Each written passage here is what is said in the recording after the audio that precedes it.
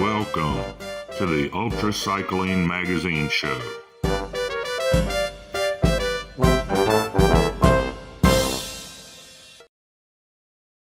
Hello, everybody. Welcome to the UltraCycling magazine show.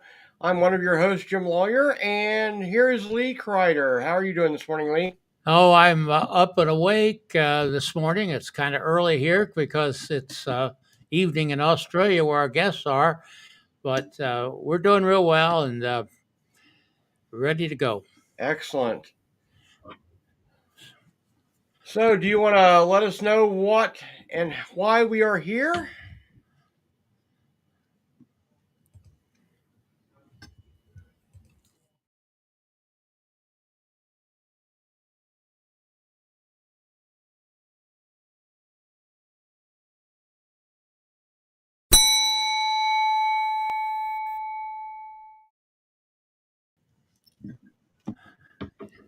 And we want to thank all our people who were on our time stations here in Ohio for the Race Across America, 41 in Oxford, 42 in Blanchester.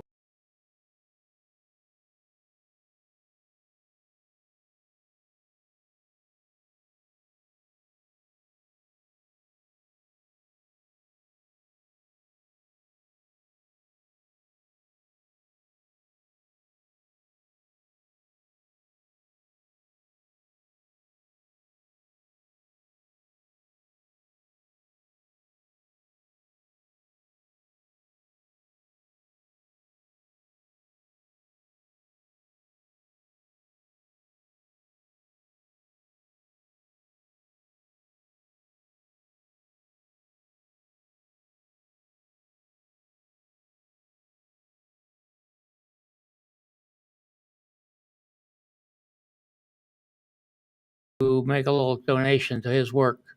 You can do that on our website, UCM. Yeah. Yes. Excellent. Go ahead. I'm not awake yet. Okay. Well, Jim, you're going to tell us a little bit about the mechanics and so forth that we use. World Bicycle Relief. I'm not awake either. There you go. We'll get this together. Our I guess our primary charity that the UltraCycling magazine show supports is the World Bicycle Relief, correctly? Right. And what do they do? Well, one of the things we're going to talk about today is, and I just lost this. There I am. I'm back again. Okay. The program supports the mechanics who work in the field Correct. to keep these bikes running. Yep. So our goal here is to get 10 bikes on the road by the time I hit my 90th birthday, because it'll be in July. A Buffalo bike is $165. That's a goal of $1,650, and you can get that by checking in with. Let's see if I got a slide here somewhere. I didn't see one. But basically, you go to donate.ucm.bike. Right. There you go. Donate UCM.bike. And does this sound like we don't know what we're doing this morning? No, we This morning, don't. I'm sure I don't this morning. That's definite, unfortunately. But the mechanics, WBR they train mechanics to do this, and they train one mechanic for every 50 to 100 bicycles distributed through their programs. They have a 5-day program and it prepares for mechanics for real life situations and troubleshooting and repairs on the Buffalo bike from scratch with very minimal things. So the mechanics do a great job, and the Buffalo bike is a very uh, bulletproof bike. It has 2 chains, so if you're out in the middle of nowhere and one chain breaks, you can still get back to where you need to get. And $50 donation will get one mechanic everything they need to work on the bike. So think about that when you're doing your donation. Also, not just the bike, but help the mechanics get out there and helping these people use and maintain the bikes. Yeah, and we got about $200 so far, That Jim. is awesome. And so we're making a nice start. But $5, $10, $25 gets you a wheel, $50 gets you a mechanic out in the field. Hmm. And some of you, I think, would like to donate an entire bike. It's just $165 for the single speed, or $180 will get you a double speed. That's US dollars, but we'll take euros, Australian dollars, Canadian dollars, drachma, Yep. shekels, clams. I don't know anything. We'll work on that site at donate.ucm.bike.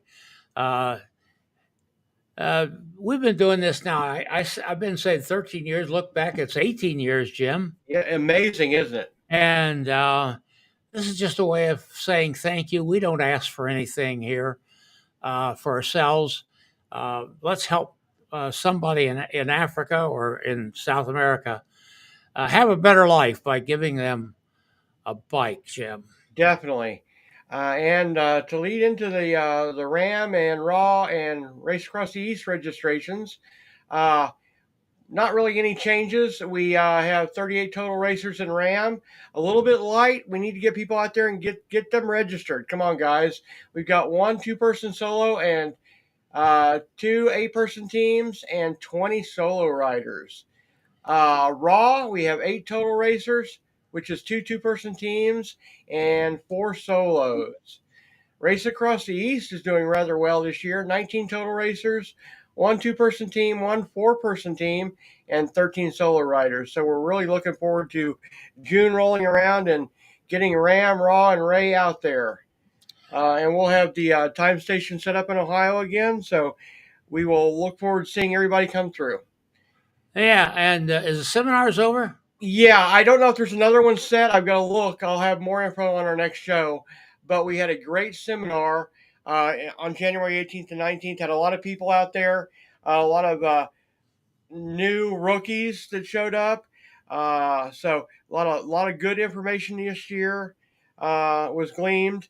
And like I said, every year that I joined the seminar, I have learned something new. And I've been doing this since 2008, so it's a good thing.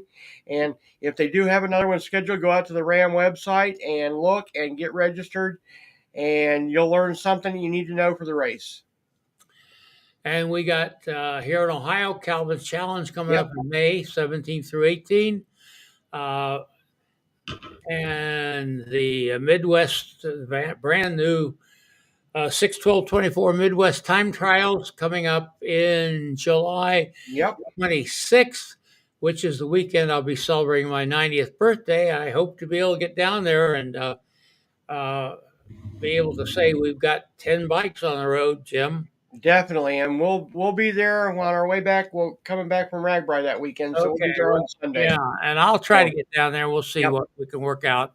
Kind of depends a lot on how I am doing at that particular time. I got to watch myself a little bit.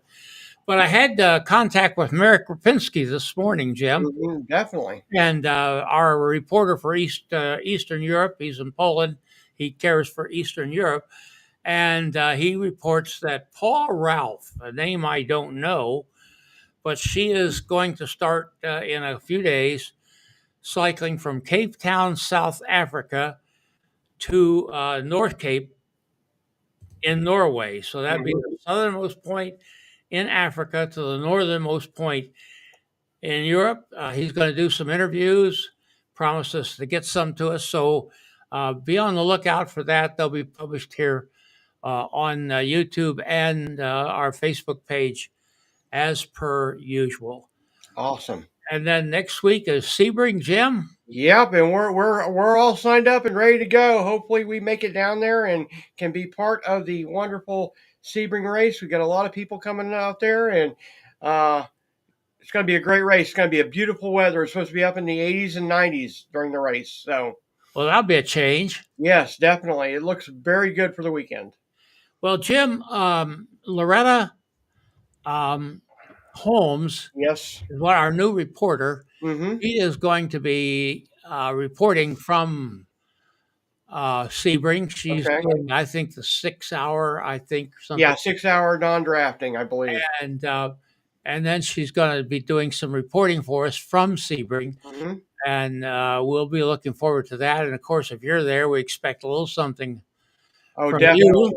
Yep. And so that'll be our show for next week, whatever Excellent. We have ready for Sebring. Oh, and I should say in 2 weeks, we got, at long last, Amanda Coker. Nice. That's excellent. Yeah.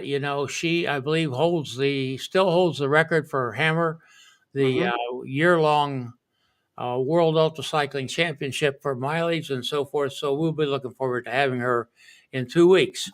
Excellent. I think we've talked long enough. I think so. We stumbled through that very well. I think we're getting woken up here. Stumbled through that, yes. Maybe our guests have left, says I don't want to be a part of this. Yep. All right, let's bring Chris and Greg on. There we go. Good morning, gentlemen. Good morning, gentlemen. Or good evening, Greg. Good morning, Jim. Good morning, Lee. That's correct. It's Australian time. What time is it over there, guys? Well, it's just a bit after 10 p.m. Just after 10. Wow. So you guys are at the end of the day. We're at the beginning of the day. So excellent. So, Chris, you want to introduce yourself and then introduce Greg? Sure. Thank you, gentlemen, and thanks for having us on the show. And my name is Chris Lekich. I'm a doctor and an accidental ultracyclist, and I feel very comforted to have my crew chief, Greg, who's part of the Jefferson Ultra Adventures. So he's my crew chief alongside of Al Jefferson. Well, Al Jefferson's a friend of the show. He's been on here before, and we always enjoy him. And welcome, Greg, to UltraCycling Magazine. We had a little challenge before the show getting your audio going, but I think we're here now, aren't we? We are. So thanks very much for having me.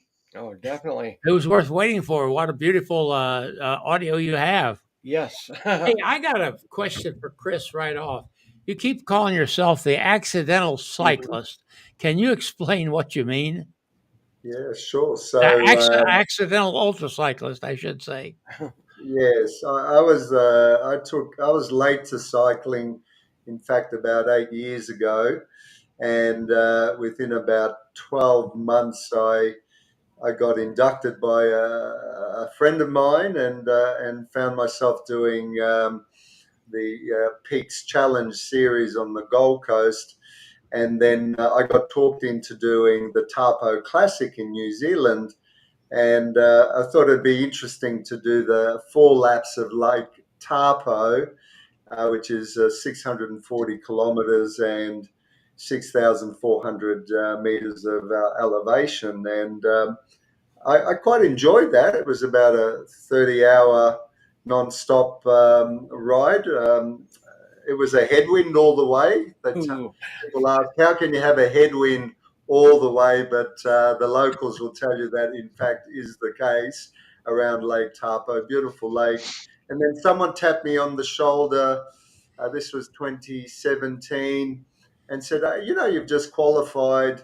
You could do the race across America.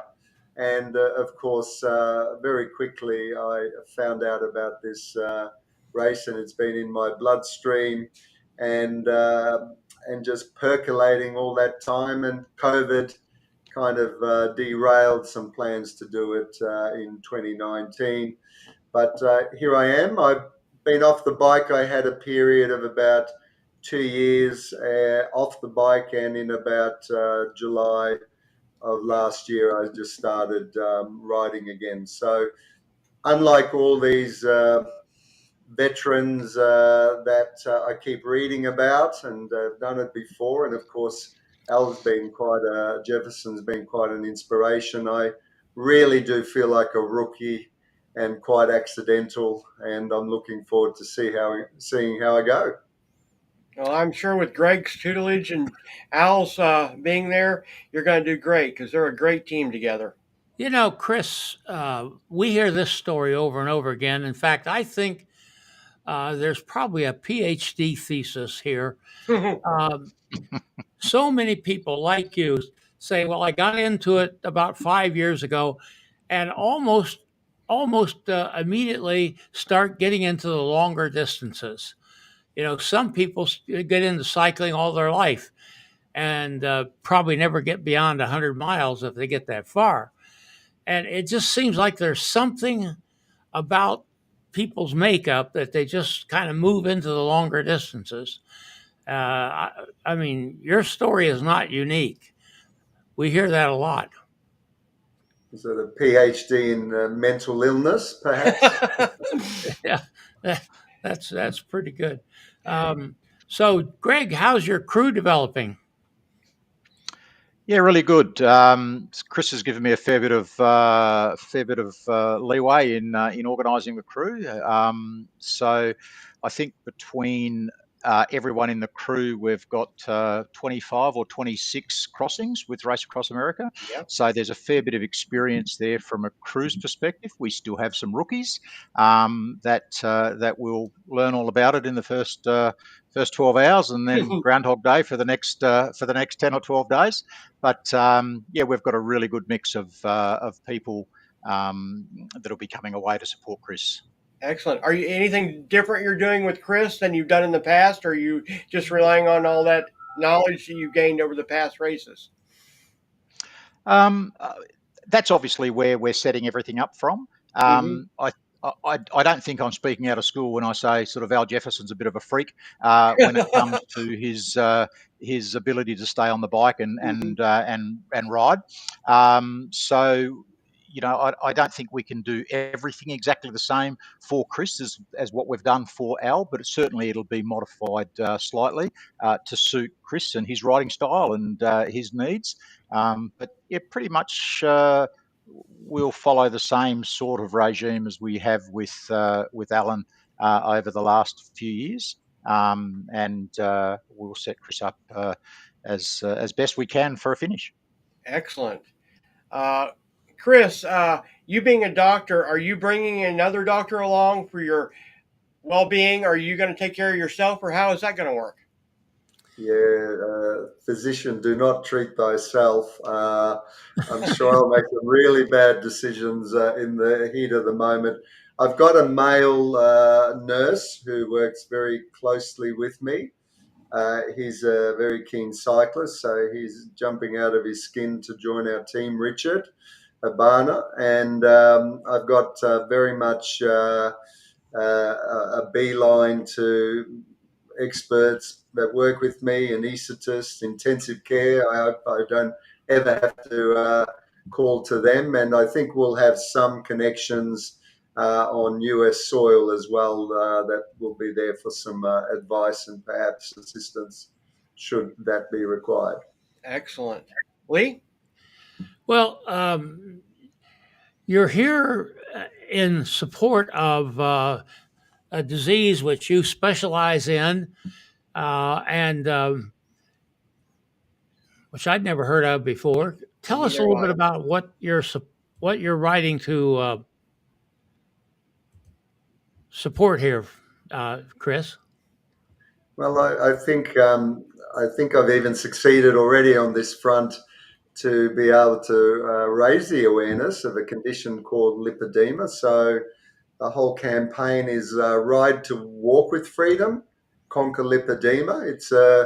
It's a condition, in fact, that affects 25 million Americans, statistically, 1 in 10.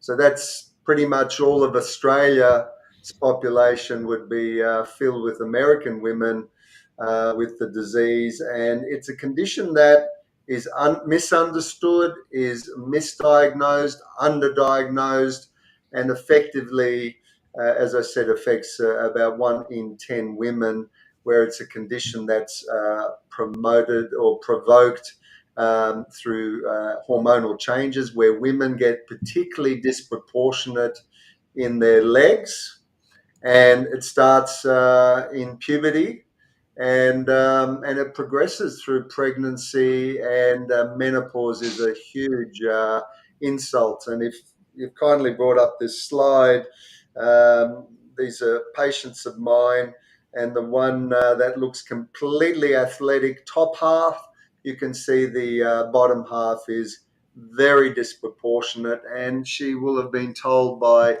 countless personal trainers in the gym, you're just not working enough for your legs. So it's an inflammatory fat. It doesn't behave like other fats, so you can't exercise or diet it away. The poor dear in the middle is a lady who's seen at least 40 doctors who've said, you're just fat, lazy, and one even said, why are your jaw shut? And she's developed secondary lymphedema, which people often confuse. So lipedema, out of the lips, best way to say it, because it helps distinguish it from other misdiagnoses such as obesity and lymphedema. And on the far screen, you can see a patient who's undergone surgery. Unfortunately, if she'd known about it early, she would not have needed as much surgery. So you'll have a handful relatively of experts in the US and throughout the world who are becoming more aware and specialised in this field. And early awareness means early conservative management, and for surgery, early appropriate surgery. So once seen, never forgotten. My 10-year-old son, when I started in this field about 8 or 9 years ago, used to walk around with me and go, Dad, and point, and oh, look, lipedema. So and I had to muzzle him. If a young boy could do that, surely just through more awareness, once seen, never forgotten, changes early can help stop catastrophe right through to being wheelchair bound and even worse, dying from the condition. Wow. Well, you're doing a great job. Jim, we forgot to mention at the beginning to. I was just going to say that also. Yeah, we got some people who have checked in here. Mrs. Skydog is here. Yep. No, that's Mr. Skydog. Mr. Skydog. Yeah, I got them mixed up. And Sarah. From Australia, yes. That's a part of your team, isn't it? Sure, Chris? He's a very reluctant one initially. That's my wife. And a very important one, I might add. It almost led to a divorce when she came to the realization that Al and Greg and I weren't just chatting and online dating, but we'd actually decided to do this a bit before she even realized that she was incorporated in that decision. Well, that happens a lot in UltraCycling. So I have to confess that I kind of got behind the 8 ball yesterday, and I didn't get the show notes posted. I'll try to get that done later this morning. But is there you have a foundation? You raising funds or raising awareness or what? So this is the stepping stone to a more elaborate pipeline and programs. So the foundation itself and to administer that would be quite an ordeal. At the moment, it's all privately funded and leaning on some corporate sponsors to help what is an incredible undertaking to take a whole team over and to give up pretty much 6 or 8 weeks of work in the program, not to mention all the resources needed to align all the planets for this program. So we're not asking for any donations at this stage, but in the future, where we will get further traction through this campaign, we feel it's going to be a great seed opportunity for something that's bigger and better in terms of hopefully ultimately a foundation. Yeah, and what is the treatment at the present time? Is it surgery? Is it medication, or a combination? Yeah, so often weight loss surgery or medications are the first cards dealt with these patients who have progressed and look obese, but they're not. They may have a bit of secondary obesity if along the way they can't walk or exercise, but those measures don't work. So the first step is really appropriate conservative management. So as I said, early awareness, someone saying, hey, you're not obese, you don't have lymphedema, which is a condition of the lymphatics, you've got this diseased fat, and then putting them on an appropriate conservative management, which is a low carbohydrate diet or a no carbohydrate diet, compression garments that are appropriate, and then therapists that are manual lymphatic or decongestive therapists. And that can help a lot of patients improve, as well as dealing with comorbidities that accelerate the condition. And then for those patients where it will slow down the progression, but for those patients who are appropriate candidates and elect for surgery, and appropriate surgery is important rather than just liposuction out of the disease, out of the legs or in the arms as well, as that can be affected, but an appropriate protocol to essentially put a halt to the progression. Excellent. Now, as part of the awareness, you guys are also going to be working on a documentary documenting the race across America, etc. Correct for this? Sure. We'll, like most people, we're quite enamored with the thought of capturing the ride and putting it in a big storage carousel of film and see how it all pans out at the end. Gotcha. Greg, what kind of training are you setting Chris up for, or what kind of preparations are you making with Chris to make this a successful race? Look, Al's been very heavily involved in chatting with Chris about his training, but I don't want to belittle UltraCycling in any way. But for me, and I'm not a cyclist, I don't mind going for a coffee roll, but that's about it. But the cyclist or the team that can manage their riders' time both on and off the bike are the ones that are going to do well. So Chris needs to be able to spend long hours on the bike, and the crew need to be able to support that, and then work well when he's off the bike to ensure that everything that we need to do to get him back and stay on the bike is being done for him. So there's no real secret to a successful finish for Ram. Yes, you can have a plan, and obviously we will have that. We'll have a race plan. But as Fred always says, plans are only good for the start line, and that's true. And the teams that respond best to the challenges that get thrown up, and they do every year. This is my 4th or 5th, and I've never gone across without there being a challenge of some sort, whether it be weather, a breakdown, bikes, other people, crew. There's always something that you have to deal with, and those that deal best with that, or have secondary plans, I guess, in place to deal with that, are those that do best. So I've said to Chris that he just needs to be able to stay on his bike and ride his bike, and allow us to do everything else. Awesome. Now you mentioned weather. How are you preparing for the heat, the possible heat that we normally have during the first part of RAM? It's pretty tropical and hot here on the Gold Coast, even further north where Greg and Alan live, a couple of hours of flight time, probably even hotter. But we get some really great humid weather, not quite the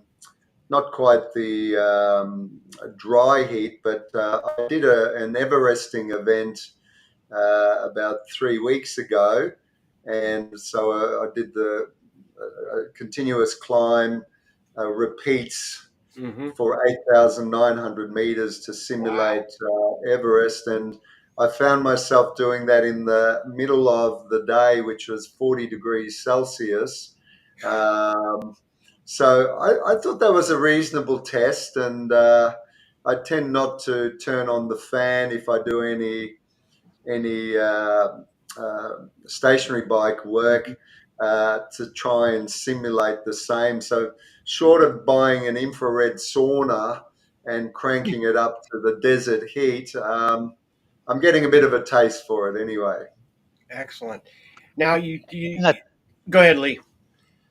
No, I go was ahead, going to say, Tim. and it's also incumbent on us to obviously be monitoring Chris at all times to make sure that that his fluid intake is on point, and that he's not sort of overreaching in those first few days. Yeah. I've spoken to many cyclists who say that the race doesn't really start until after you get over Wolf Creek, or even a little bit further, you get into Kansas. And for us, it will be protecting Chris through those first 3 or 4 days, and setting himself up for the rest of the race from there. If you get to Kansas and you're cooked, then you've got a long way to go, and not much reserves to get there. So it'll be up to us to keep him cool. You never know how hot it's going to be. You can expect it to be hot. Some years are far hotter than others. Hopefully this year will be kind, but you never know. But it's obviously up to us to monitor Chris, and the crew will be on the lookout for all of the telltale signs for that. You mentioned hydration. How are you doing your food, etc.? Are you doing liquid diet or a mix, or what's your plans there? Yeah, so at the moment I'm really working on my solids and really titrating what I really do like. I'm finding the avoidance of FODMAPs has been good. And in fact, just this weekend I made a whole brew of rice cakes, and I think I'll get really creative by having savory and sweet ones, and that seemed to work quite well. I didn't really get any indigestion this weekend, but I will go to obviously supplementing the calories, and I'm kind of optimistic that if I get it right, I might actually put on weight during the ride, and if I get that caloric intake just right. So I will work on the liquids, and certainly I do like the shakes. I do like soups, and I don't tolerate the heavier food too well. So I guess like most people, I'll Excellent. follow health suit, I think. Awesome. Now, as far as equipment, are you bringing multiple bikes for flatland, for climbing, or what's your plan there? Yeah, I've got 3 bikes. I think before I even got to talk to Al about that, I think I nutted that out in my head, and he agrees. I've got a climbing bike that's stripped down. I'm thinking that's going to be a godsend for the Appalachians at the end, particularly. I've got a roadie with aero extensions, and I've got a triathlon bike, and I haven't really. I've only done one triathlon in my life. I've just got to spend a bit more time on the tri bike. But geez, when it gets going, it's fun, and I'm praying for a lot of tailwinds. There you go. Lee? Well, I was going to say, we're going to negotiate here on the air. Greg, you talked about your working on a document. One of the things we do, and that we've had good success with, is if we find a team like you who, since you have somebody working on videos, who will send us little video reports along the way, and we will post them as a part of our RAM coverage. Let's talk about that. I think that'd be a possibility. Yeah, for sure. Well, we had someone that was doing that last year with Al, and we were sending those clips back to Australia, but he was doing a sort of daily upfeed, and they were only a minute or two long. But so I don't think that would be an issue at all to just be put able to them in send those contact with through. me, Greg. I'll be sure to do that, and we'll work on it. We'll discuss what our needs are and what our expectations are. Not serious. I mean, we not very demanding, but we'll be glad to talk with you and get work on that. Can I suggest that my two daughters are going, 22 and 25-year-olds, and I don't know if you've got kids in that age group, but they're really good at Instagram, and their posts are very polished. So I'll be sure to put them in touch with you. Very good. Very good. Well, Jim, I think we've about covered the subject here, haven't we? Definitely. I think it's been a great enlightenment on my part about the disease. Didn't know that was out there, and I'm glad you're doing the awareness because I think it's very important. Thank you. Thank you. And if anybody wants more information, they can go to the show notes that Lee will post out there on the page at ucm.bike, and it'll take you to Chris's information and more about the disease itself and get the awareness out there, correct? Right. And if we can get some little videos, we can kind of keep that in front of people during RAM, which I think is the whole idea. Definitely. So, Jim, if you can find Greg down there, I will do that. Greg Zuber, not Greg. Yeah. Don't go away, guys. Yep. And thank you both for being here. Great cause. And we look forward to seeing you in Ohio on your way to a great finish. And I'd love to see you in these T-shirts, gents. Ride the walk with freedom and mind how you go. Definitely. Thank you. This is Gregory Zuber, thanking you for watching and sharing. Music by Kevin MacLeod.